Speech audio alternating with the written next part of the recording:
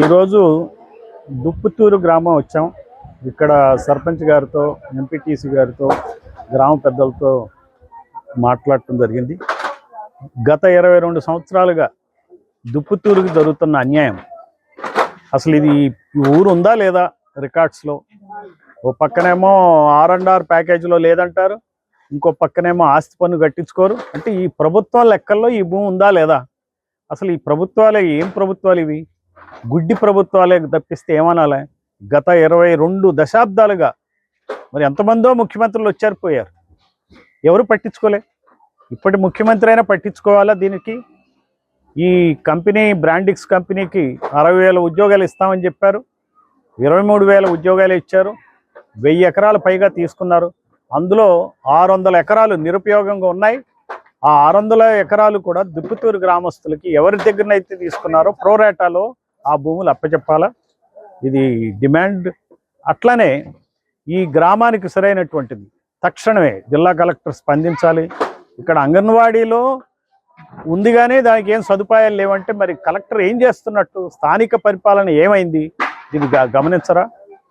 మరి ఏదైనా సరే పవర్ కరెంటు కనెక్షన్ కావాలంటే ప్రశ్నిస్తున్నారు.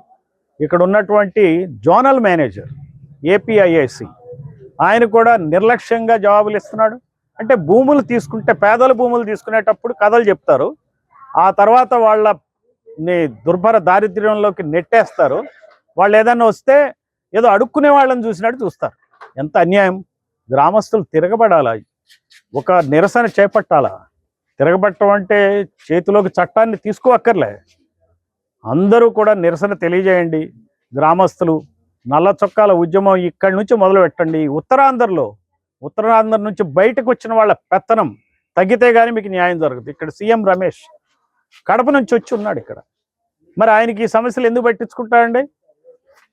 అర్ధరాత్రి ఆయనకి టికెట్ ఇచ్చారు, వచ్చి కంటెస్ట్ చేశాడు, కోట్లు కొమ్మరించాడు, గెలిచాడు, వ్యాపారాలు చేసుకుంటున్నాడు. తెలంగాణలో పెద్ద పెద్ద వ్యాపారం చేసుకుంటున్నాడు, భారతదేశం అంతా వ్యాపారాలు చేసుకుంటున్నాడు.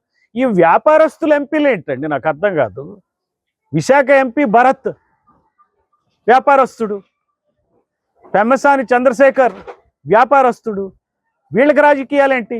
రాజకీయాన్ని వ్యాపారంగా చేస్తున్నాయి ఈ పార్టీలు. ఏ తీసుకున్నాడు? జగన్మోహన్ రెడ్డి తీసుకున్నా ధనికమైనటువంటి ఎంపీలే ఉంటారు.